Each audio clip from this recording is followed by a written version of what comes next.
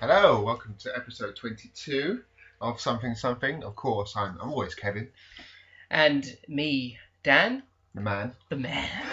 Dan the man. Thanks for joining us on this day Lovely episode. Sunday. Yeah, we have a special episode for you dedicated to our day out in London, primarily London Film and Comic Con. In Kensington Olympia, wasn't it?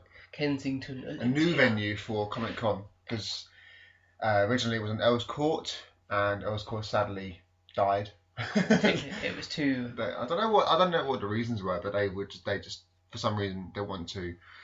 They just want to close it down. Kensington was quite big though, and it's a fairly good venue. Olympia is really good. I think it's a good size for it. But yeah, it's just... It ends up getting a bit squishy after a while, which we'll explain as we go through the podcast central. But yeah, we met with a lot of cool people, didn't we? So we're going to talk about that, talk about what we did, and just talk about our day really and how it went. So yeah, the first thing was the train journey there. The train journey, wasn't it? Quite uneventful when there was just a normal train journey, but then that ticket lady come across. Yeah, there was a ticket inspector walking through the train. And then she clicked our tickets, but went down further, and someone had jumped the train. Yeah. Now, I don't know why people would jump the train from... I know, it just makes no sense. To London. Yeah. Because you've got the barriers and everything, and you've got to try and dodge it. But people still do it. Yeah, well, she asked him where he'd gone from, and he was like, I'd gone from Stevenage. The barriers were open. Yeah. And then so she called someone from Stevenage, and they confirmed that the barriers had been in operation all morning. Yeah. So she was like, you couldn't have done that. There's no way you could have jumped the barrier. So where you've obviously got on from further. You've obviously got further, on from or he jumped over the thing. Yeah, but there's people there. Yeah, so we don't know how. Unlikely they would have done that. And then he started giving a fake address, didn't he? He started giving a fake postcode. They checked it out on that as well. And host number. They know all the tricks. Yeah. Because they're not going to get away with it. It just wound me up because it's like, how could you? Why do you not just pay for a ticket? Like. Yeah. I know in the past, like I've done a fare, like I think most people jump the train. Yeah, once I've jumped it, when I was younger, I was getting a child ticket rather than like an adult ticket. But yeah, I don't think I've ever jumped it. Like I just the fear of knowing you could get caught outweighs spending money. Like £20 fee. No, fine's more than that now, isn't it? I think it's probably gone up now, isn't it? It's because like I just don't know why people do it, but yeah, that was eventful. And in the end, we got to Finsbury Park, didn't we? And he legged it. He legged it off the train, didn't he? Yeah, she was like, "Stop him! He didn't pay for his ticket! Stop that man!" And then he just like legged it over there, jumped the barrier, or not jumped it. It was open anyway, and just went. Well, obviously, what he'd done was trailgate. He'd obviously gone through one that someone had already gone through. Yeah. I wouldn't have thought it'd give you enough time to do that. Yeah, it does though, doesn't it? I suppose it does. It's quite quick. But then if you're quick enough and you're right behind them, yeah, you could get through. It's got to give you time though, isn't it? It's got like a sensor, isn't it? Yeah, it's got to give you time to do it, but yeah. That was the only thing that really happened on the train. Yeah, the train's obviously boring anyway, so... It was a fast train, so we got into London pretty quickly, didn't we? Yeah, it took about 25 minutes. Yeah, and we were just trying to find our way to Olympia. Yeah, we thought it was in good time, because we started really early, didn't we? I got to it at like 7 o'clock in the morning. 7 in the morning. Yeah. We got there about, what, 7:30ish? Not even that. Oh, actually at the Olympia? Yeah. Yeah, we was there pretty early, and was like, oh, we'll be alright, we should be able to queue up. And when we got there... oh my god, I've never seen so many people in my life. Like, this whole Comic Con thing, and nerds, and the geek being a new cool, is just taken a new... It's just gone massively popular. Because the queue... last time this happened, it was 2013, it was Stanley, and... told you about this, like when we got up there. Yeah, 2013, because Stan Lee was there. It was just like... Oh. It was a Saturday as well, and we got up there, the queue like was snaking, and our friend didn't have a ticket, so I was like, oh, don't worry, like, the year before, you could get a ticket on the gate, it's fine. And then, oh, no. And then it was literally like a massive snake queue, and was like, is that the queue to get in, or is that the queue just for tickets?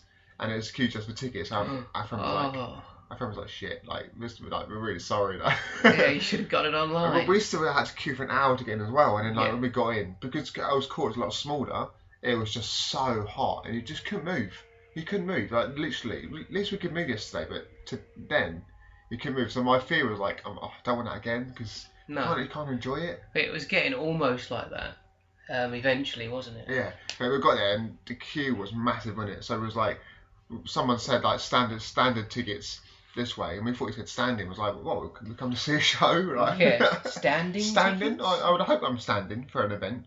And I lost track at how far we walked to join the back of the queue. It was a good 10-minute walk.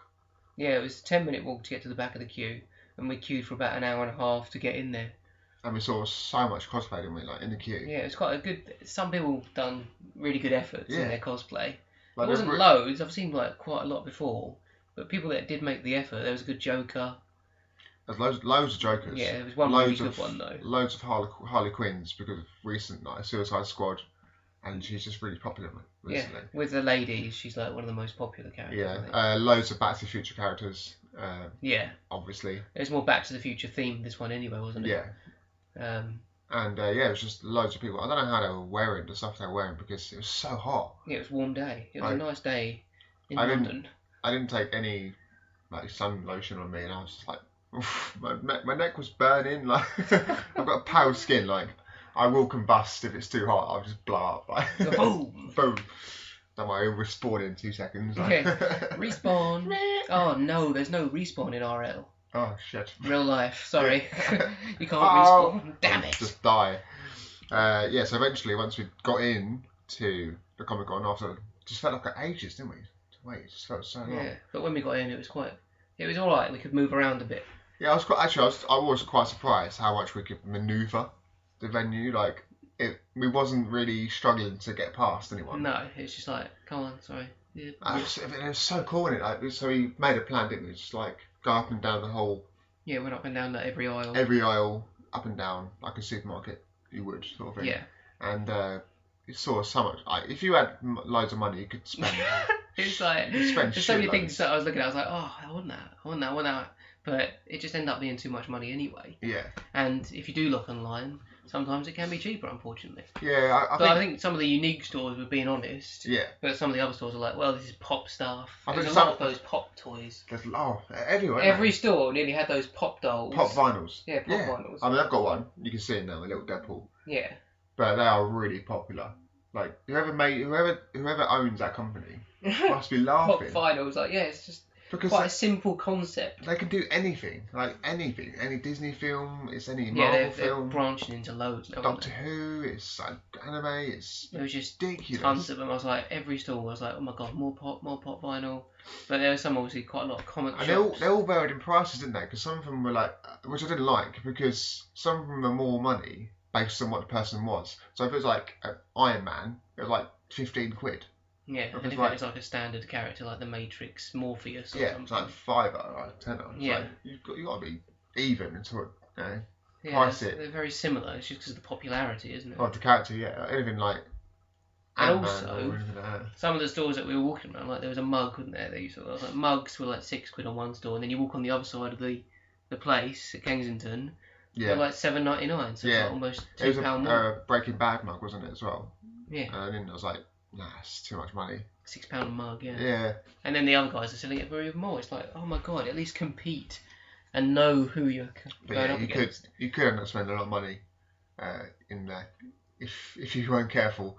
And then, like, especially we came across classics. As we know that we love the classics.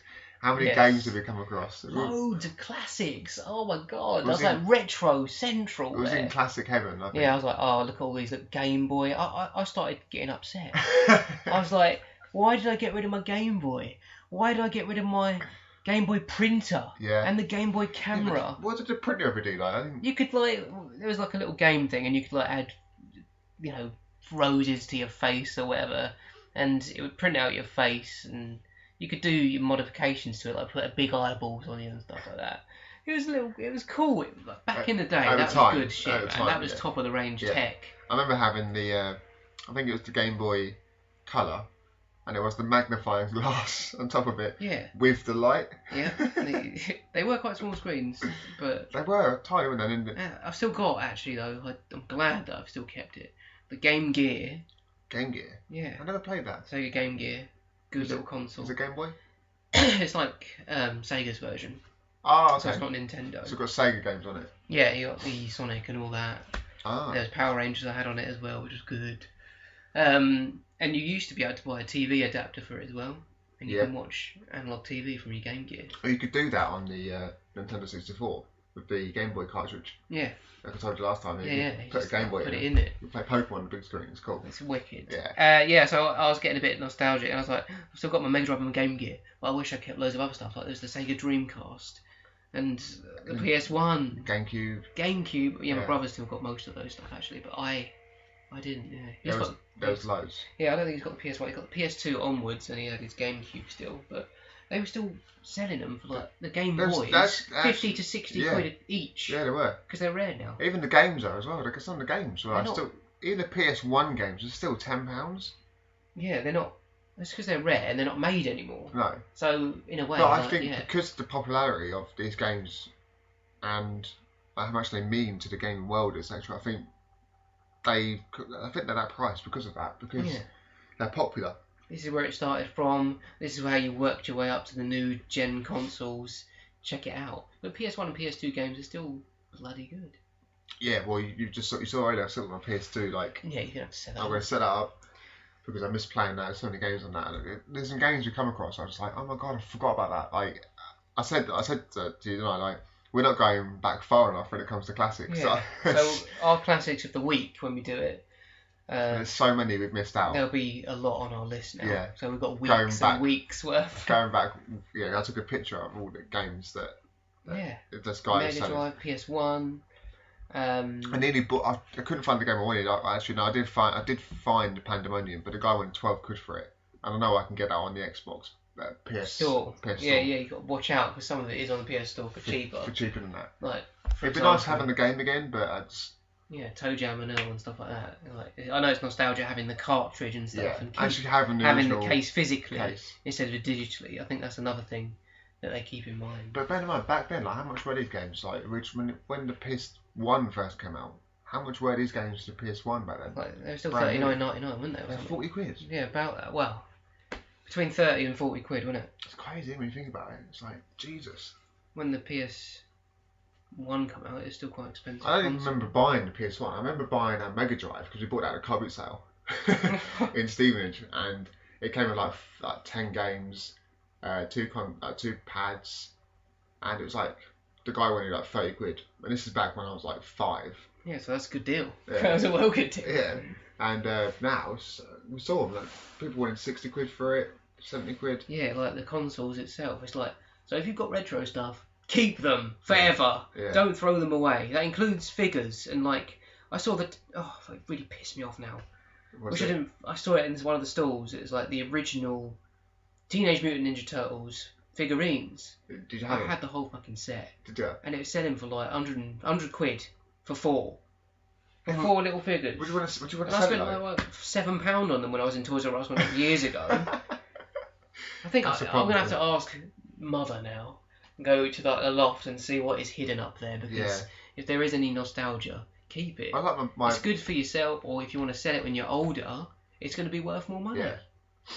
I think as well. I think I used to be under the impression that I used to buy a game, play it, and then once you're done with it, you get rid of it. Yeah, play it, trade it.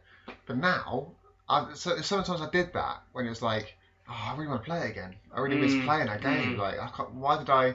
And then like, it's only going to be more money as well. Like, if you get it again, you have to buy it again. Yeah. I've done that for a few games. I played them, got rid of them, and I'm like, oh, why did I get rid of it? So now I'm a hoarder. When it comes to games, like, you've seen how many games I've got, like PS3, like both drawers full of PS3 games. There's some there. I will just keep them. Because you never know. I wouldn't sell them, but you just never know when you want to play them. I'm guilty of that actually. I like my PS4 stuff or whatever. I'll play it and then I'll trade it or sell it. Yeah. I'm like, actually, maybe I want to come back to that later on in life. You should just keep it. You never know. Because the amount of times I played The Last of Us, I was playing it again last night as well. I played it 3 times already, completed it, and I'm still playing it now. It's just because how good the game is. I know if I get rid of that, I'm gonna be like, I want to play it.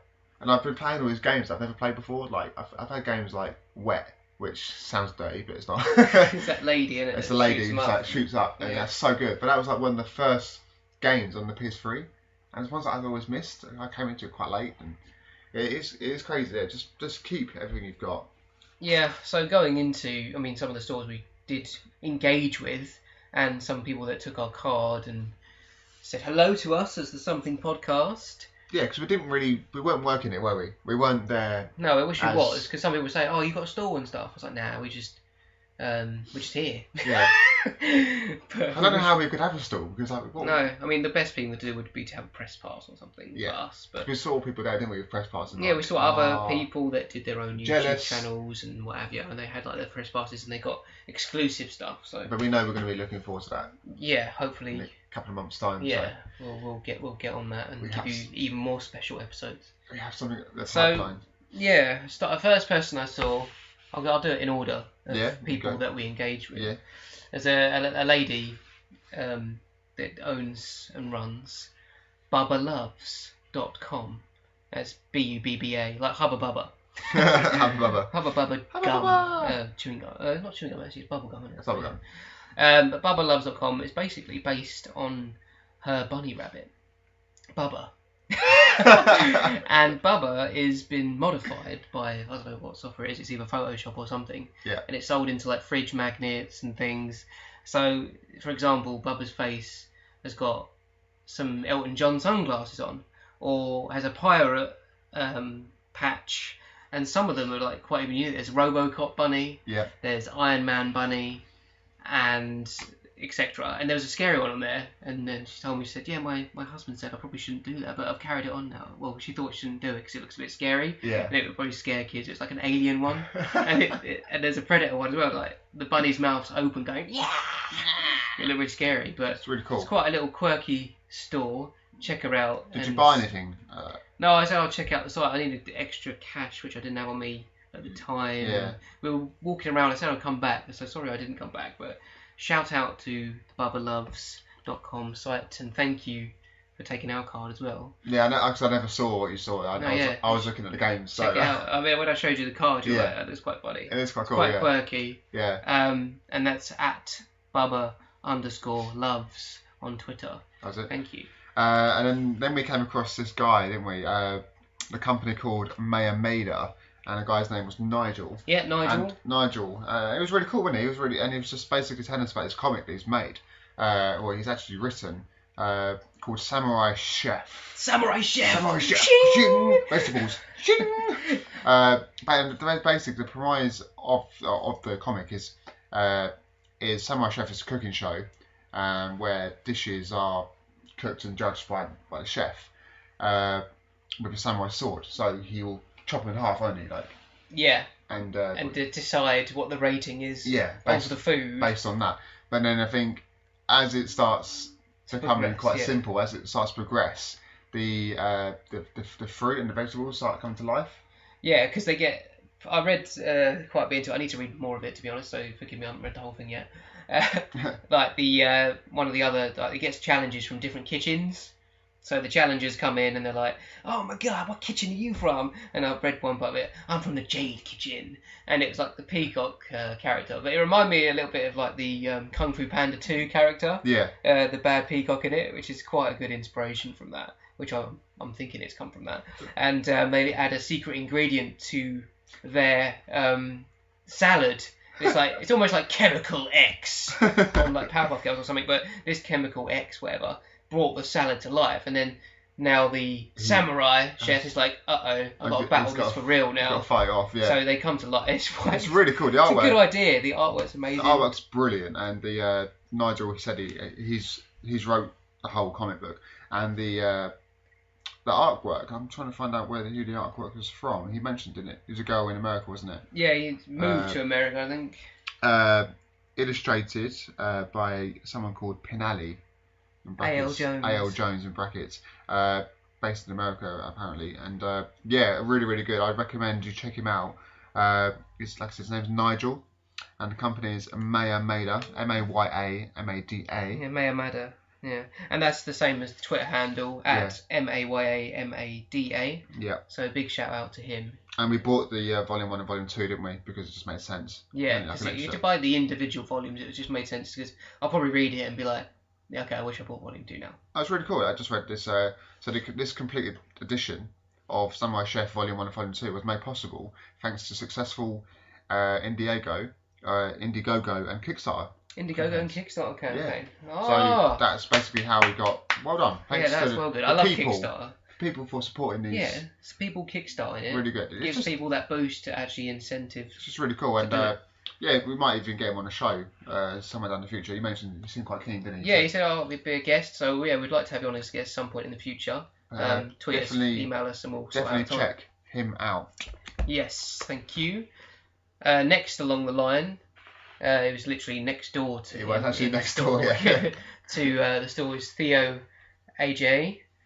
And he makes the comic book Samurai Fox. And the Samurai Fox story is 2 short stories, really. It's quite short stories, but they're good to read. I had a brief look through both of them.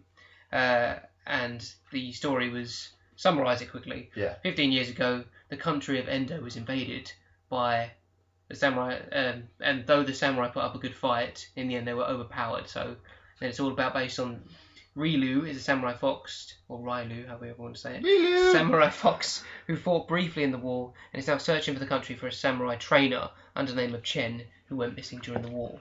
He's got a sidekick bear, and he's quite funny in it as well. He keeps sidekick bear. It's just so random. I mean, not sidekick. Oh, sidekick. Yeah, sorry. Oh.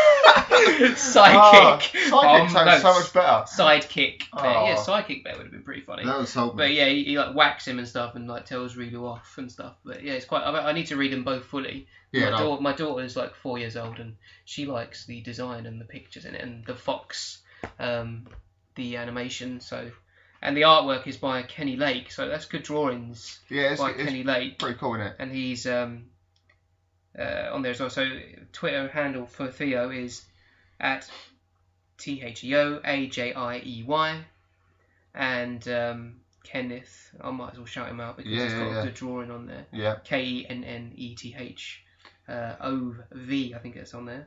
DULAHK. He's also a magician as well, isn't he? So he's a hip hop musician. You said artist. Magician then. Magician. Musician. He's a magician. No, he's a musician, artist, and a producer as well. So he's also got a website, www.theoajiey.com. Yeah, Theo. Theo, yeah. You're just spelling it easy for people. Just spelling it. Yeah, no, thanks. So shout out to Theo as well. Thanks very much for your comics. Yes, very good. Next on the line, we went down through one of the other aisles. Oh, we found this, didn't we? The Comic Alchemist. Yes, the Comic Alchemist store, which had masses of it. Loads and loads of comics. Loads, millions, and all different variants. And that's what people go for nowadays, is variants, because when it comes to comics, you can get different covers, different variants of it, and some of them work more than others. And as you know, you overheard this guy. Yeah, this guy, man. I was like, what the frick? I would not do that, but he was standing there. He pre-ordered. He wanted to order a comic, but the guy behind the counter was like, okay, yeah, 50 quid, but that'll be your deposit. I was like, oh, 50 quid, he's paying 50 quid for a comic. But no, 50 quid was just for a deposit. And he was like, I'll take 190 quid later. 190 plus 50. So it's 240 basically. Yeah, for a comic. For a comic. Or I don't know if it was comic books, but unless it was a rare one, I didn't really start listening more. Has to be. It has to be rare. It has to be super rare, or at least a rare collection of a few of them. But this guy had loads of them, didn't he? And sadly, he didn't have anything that I wanted because I was after some Deadpool comics, but a particular series I'm after, so he didn't have any of that. But yeah, I think he also had signed comics as well. But no, really good. He's on all the social medias at basically thecomicalchemist.com. If you go on there, it'll be all there. The links are there. It'll link you to Facebook. It looks pretty cool. Instagram, Twitter. If you like comics, I'm sure they'll be able to tantalise. Yeah, a lot of people there, weren't they, buying them as well? So really good. Yep. Really, really good. And as we were saying earlier. Yeah, well, Retro City. The Console Passion, the UK's most popular retro retailer, and I can see why. This is our domain. That's just beautiful. When we saw this, I was like, oh. That's why I was like, oh my god, the Game Boys. I was like, wanted to cry. They had what was the other thing they had? They had that weird other console, didn't they? That you said, what the hell is that? Because I'd never seen it before. Are you talking about the Jaguar? Yeah, the Jaguar thing. Yeah, the Jaguar, which was in competition with like the Mega Drive. Oh, was it? Yeah. Jaguar. Yeah, it was a good little console. Did you play it? No, I've seen games on it, like online and things. Seen it being played. Obviously, like old school stuff was there, Spectrum stuff. Console passion. Consoles, games. I suppose what happens? Like the only question I think is, what happens if they do actually run out of all this stuff? You're not going to be able to get it again to sell on, surely. I mean, they'll have to rebuy it at a higher price and sell it again at an even higher price. Depends how much. So they've probably got massive stock. And I bet people probably... But you need to suck the life out of stock throughout the whole UK and people world. will probably go there and sell their games to them. They did have Japanese stuff, didn't they? And American stuff. Yeah, they do. They do get consoles with big import sections as well. Also, console modification service. Collections bought or part exchanged. The guy's name was Andy Brown. I didn't talk to him, did we? But he looked quite busy. He seemed alright. The store was really busy. But you can reach them at their web address, which is consolepassion.co.uk. So yeah, give them a look. So their handles will probably be on there and things anyway. Yeah, they should. It's not on the card, but they seemed really decent. Cool. And if you want to buy some old school I might actually look on there later. Yeah, I might even be tempted one day. I still want to get hold of that Pandemonium game.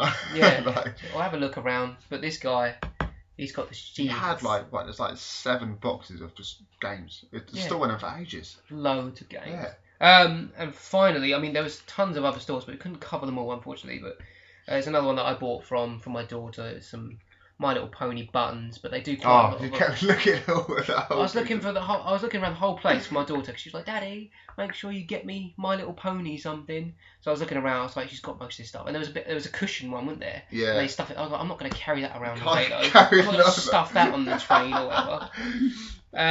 Cushion. Yeah, this one's I bought the Rainbow Dash little buttons, badges that will go on her school bag. Yeah. And it was from sushistudios.co.uk. Yeah, we looked on the website, didn't we? Really cool and when stuff. it was there, got nice canvases of games and things. Some guy bought the Red 13 from Final Fantasy 7, and I was like, that is a good choice. That is a nice print. How much did you pay for that? I can't remember the price, but on the website it'll be there as well. So yeah, shout out to them. They look pretty decent. Really cool artwork. But we so that's all there. That's what some of the stands we come across, isn't it? And we talked to and. That was it. The other stand we really forgot. The weapons. Yeah, so that's yeah. All the weapons from the films, katana swords. They were sharp. They were real swords. Ninja blades, like fucking daggers. Deadpool's double katana blades. Yeah, and how much were they going for? Shitloads of money. Yeah, like over But 80 what I was thinking is like, how the hell do you get that on the train? Yeah, because security-wise. Yeah, you can get all plastic and stuff around and like a real sword. But yeah, how are you going to get through security? Oh, but hi, officer, what's that? Yeah, it's a real sword. Yeah. Oh, I'll confiscate that then. Yeah. I don't know what the laws are on having a real unless you sword. can say like, oh, it's for I've just bought it at the comic convention. It's for show only. Maybe they probably. But it's actual metal and like. I reckon that they probably give them a certificate to have. Yeah. To that. Say it's for display use only or something. That you can give to the police and say like. There's got to be something around it because you wouldn't be there selling it on the street, would you? No, they wouldn't. But it's still dangerous. They wouldn't be able to sell them otherwise. But yeah, that was quite funny. I wondered how they would do that. They had a well good collection. I was like, friggin' hell, man. I love some of that shit. And we saw the Batman nunchucks thing. You mean the throwing bats? Things with those, the throwing bats, yeah. Yeah. One Shuriken. But yeah, and in the end, didn't it? We went upstairs and there's just even more stuff. And it's like, oh god. Yeah, it's so hot upstairs. This is the point where it started to become sardine mode. Packed. We were like, oh my god, it's getting well busy. I took a picture upstairs. Yeah, we'll post it on Twitter as well. Later. And it's like, oh my god. You could just see. We heard a guy that we had over the radio saying like, oh yeah, 9,500 so far. And we're like, what? But there's a point where you couldn't even move. Like upstairs, there's more comic stands, and it's like it was just like it's too much to do. Like you just couldn't do it all. It was a lot. It was sci-fi doing sci-fi. But then we stumbled across that, didn't we? The 360 pictures. Yeah. Kind of like the whole Matrix thing. Yeah. It's slow motion. Them. Yeah, it's so good, wasn't it? It was cool, yeah. So if you're in cosplay, you can go into this sci-fi thing, and they'll do a 360 like shot of you, and they'll compile it all on the computer. Every individual shot, and it would just circle you, wouldn't it? And we saw ones, didn't we? So when we were there, we saw Joker and Harley Quinn, and then he threw like the.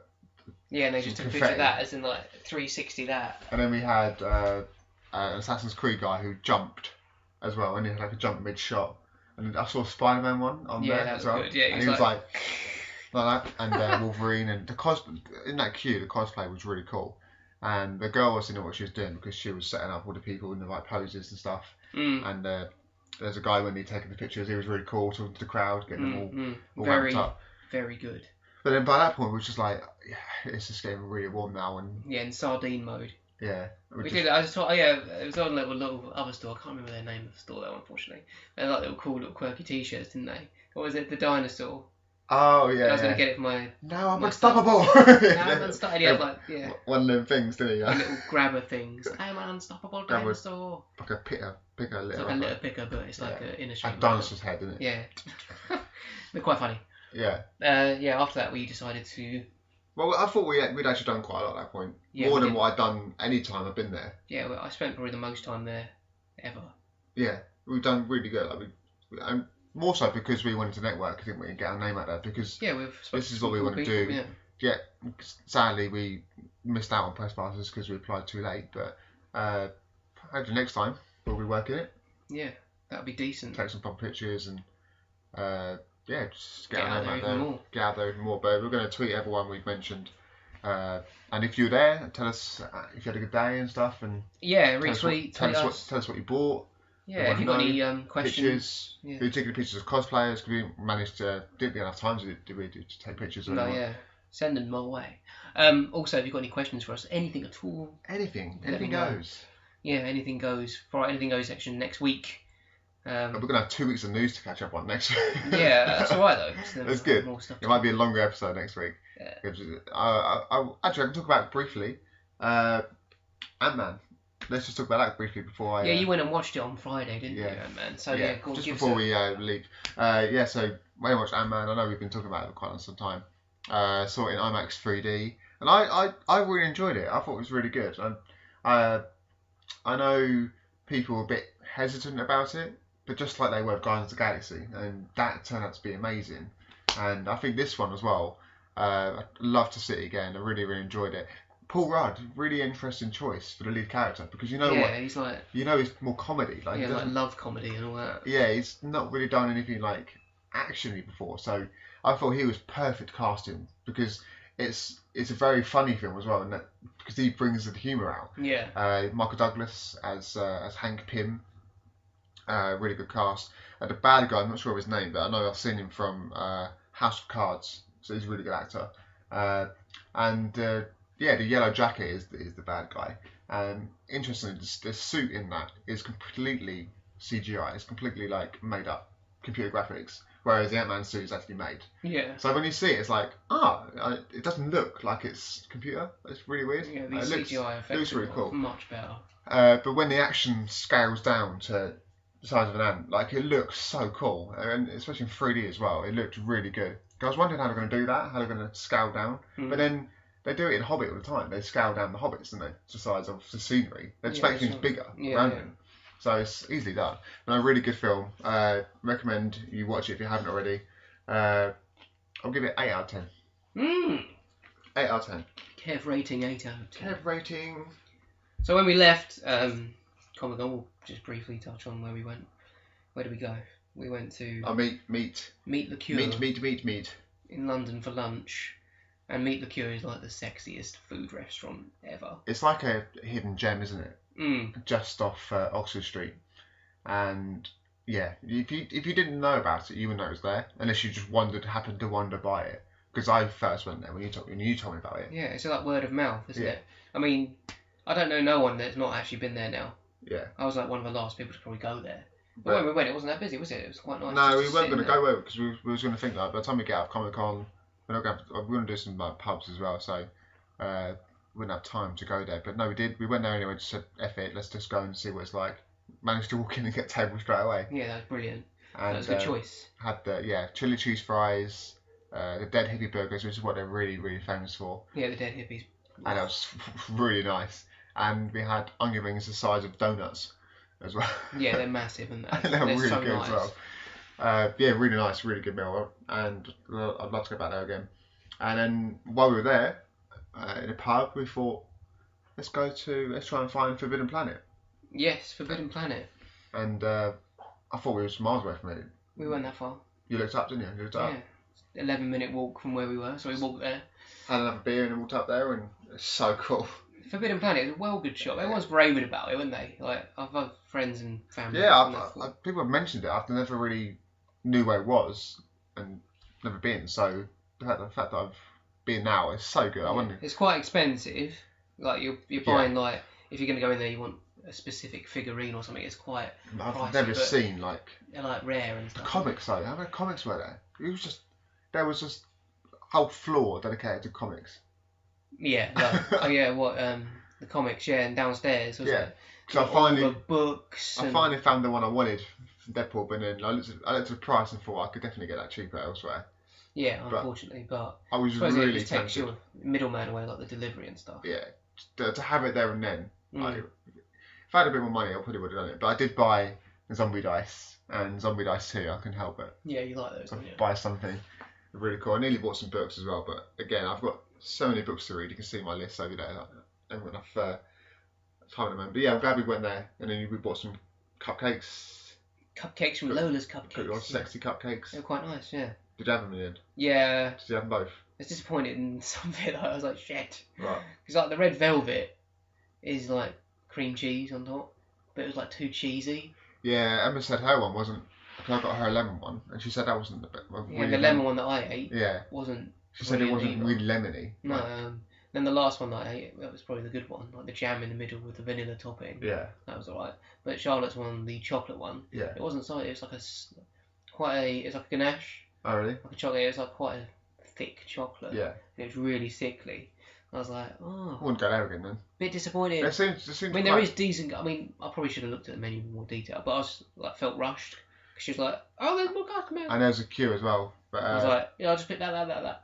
Yeah. If I had more time to pick. But no, for the price they are, I would have thought they'd been a lot better, but they weren't. I was expecting sex in the mouth, but I had a sundae and that was alright, but I've had better ones. It was quite sickly as well. Like sundae. No offence. But... Yeah. But you're not gonna like everything, are you? No, exactly. No. It's each their own taste. But yeah, that's pretty much. That was our day in London and film and Comic Con mainly. Yes. Apologies, we didn't obviously get a press pass this time around or cover it as much as we wanted to, but we did quite well. I think we do right. We've got our name out there. We're going to tweet people. Our review of the day for you, so I hope you like that. Yeah. And we'll. See you next week, I guess. Yeah. My Twitter. Twitter. Our Twitter. What is? At the Something Pod. At Something Pod. Yeah. Capital T, capital S.